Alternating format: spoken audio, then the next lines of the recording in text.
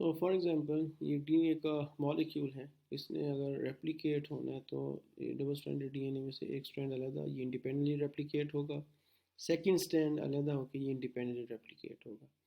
तो for example during the replication, क्योंकि replication होती है कॉम्प्लीमेंटेरिटी की बेस पे, सी के अगेंस्ट जी इनकॉर्पोरेट होगा, टी के अगेंस्ट ए होगा, जी के अगेंस्ट सी होगा। तो अगर for example replication for some time fail हो गई है या प्रूफ रीड फेल हो गया, ए के अगेंस्ट सी इनकॉर्पोरेट हो गया, सो रेप्लिकेशन विल बी कंटिन्यूड और डीएनए का स्ट्रैंड सिंथेसाइज होगा। तो जब यही डीएनए मॉलिक्यूल फर्दर रेप्लिकेट होगा तो ये जब डिसोसिएट होंगे ये स्ट्रैंड इंडिपेंडेंटली रेप्लिकेट होगा, ये इंडिपेंडेंटली रेप्लिकेट होगा। तो जब एक मरतबा ये रेप्लिकेशन कंप्लीट हो जाती है, so this mismatch becomes the permanent part of the DNA. तो जब ये रेप्लिकेट होगा independently, of course this C is a normal nucleotide, तो इसके अगेंस्ट जीन इनकॉर्पोरेट होगा, और जब ये जीन इनकॉर्पोरेट होगा so this molecule will become mutated.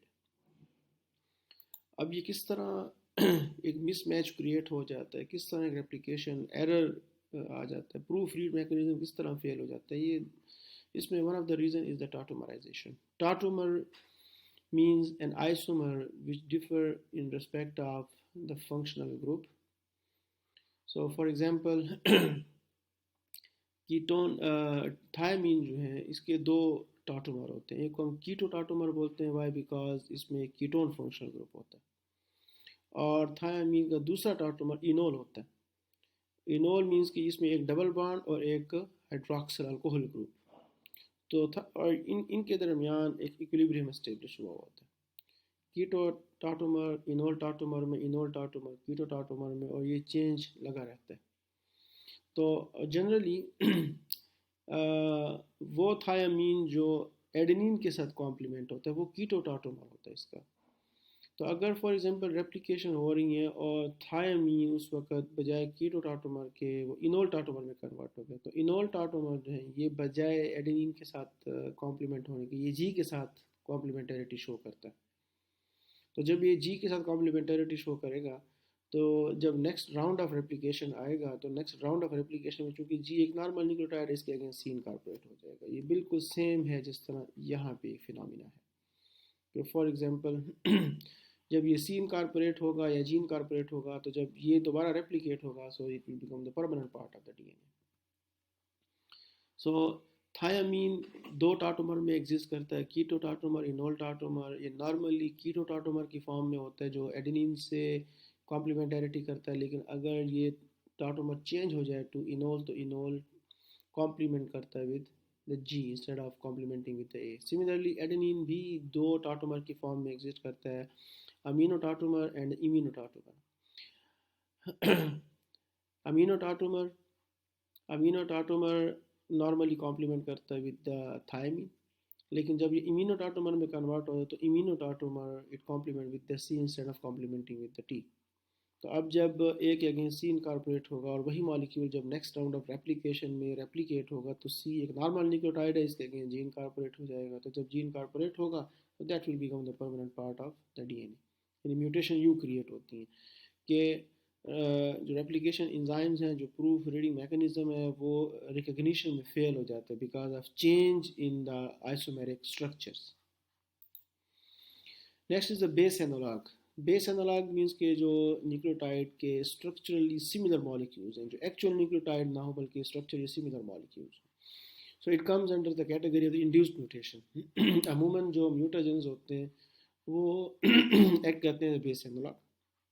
So for example, इसकी वेल नोन एग्जांपल फाइब्रोमोयूरासिल है। सो फाइब्रोमोयूरासिल ये एक्ट करता है the substitute of the thymine nucleotide. तो थायमीन न्यूक्लियोटाइड का जब ये सब्स्टिट्यूट एक्ट करता है, इसके भी दो टाटोमर होते हैं। फाइब्रोमोयूरासिल का स्ट्रक्चर है ये, और इसके दो टाटोमर होते हैं, कीटो टाटोमर एंड इनोल टाटोमर। इसका फाइब्रोमोयूरासिल का कीटो टाटोमर एडेनिन के साथ कॉम्प्लीमेंट करता है, जबकि इसका जो इनोल टाटोमर है वो बजाय एडेनिन के साथ कॉम्प्लीमेंट करने के वो गुआनिन के साथ कॉम्प्लीमेंट करता है। तो for example this one is the five bromouracil keto tautomer, तो ये कीटो टाटोमर एडेनिन के साथ कॉम्प्लीमेंट कर रहा है by making the two hydrogen bonds because it acts as a substitute of the thiamine। और जब फाइब्रोमयोरासिल का इनोल टाटोमर बनता है तो इसमें एक और इंटरेक्टिंग साइड भी फिर यूज होती है, और इनोल टाटोमर बेसिकली बजाय एडेनिन के साथ कॉम्प्लीमेंट होने के गुआनिन के साथ कॉम्प्लीमेंट करता है, और Y complementing with the 3 hydrogen bonding. So similarly for example ये एक डीएनए का मॉलिक्यूल है. इस डीएनए के मॉलिक्यूल में इसने रेप्लिकेट होना है. ये स्ट्रैंड इंडिपेंडेंटली रेप्लिकेट होगा, ये नॉर्मली रेप्लिकेट होगा. और ये स्ट्रैंड जब रेप्लिकेट होगा तो फॉर एग्जांपल यहाँ पे बजाय ए के अगेंस्ट टी इनकॉर्पोरेट होने के सेल पूल के अंदर अगर कोई म्यूटेजन मौजूद है, फॉर एग्जांपल 5 ब्रोमो यूरासिल, तो ये इनकॉर्पोरेट हो जाएगा.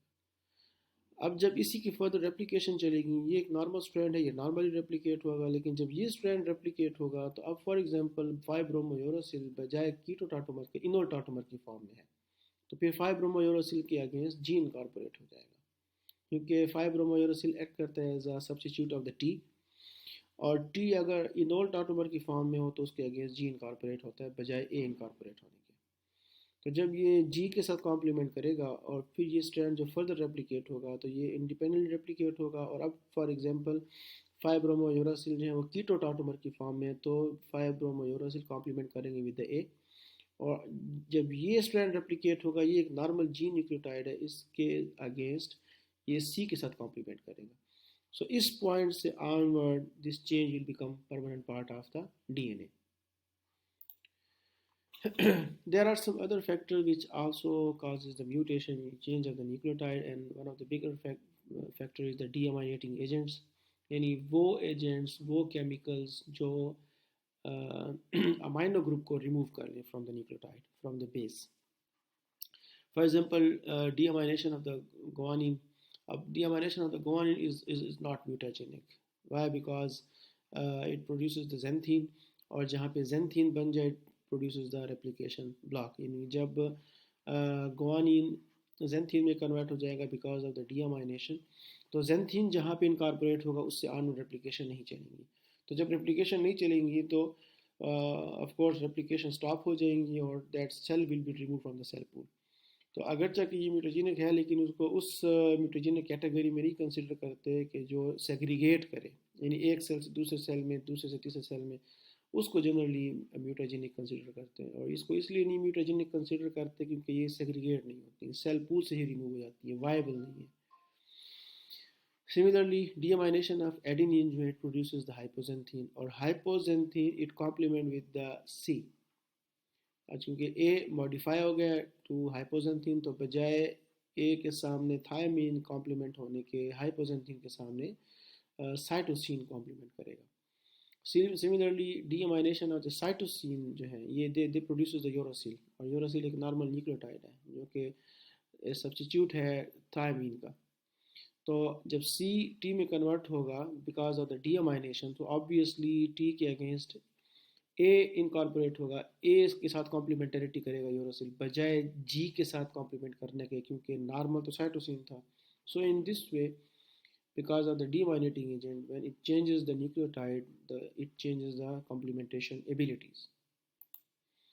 The other chemical modifications include the alkylating agent, the intercalating agent, deaminating agents. वो agents हैं जो the one way or the other way जब न्यूक्लियोटाइड को चेंज करते हैं तो because of the change in the chemical structure of the nucleotide it changes their complementation capabilities. तो जब कॉम्प्लीमेंटेशन कैपेबिलिटीज़ चेंज होती हैं, so obviously they confuses the natural mechanism of the replication, the proof mechanism, and the recombination, etc.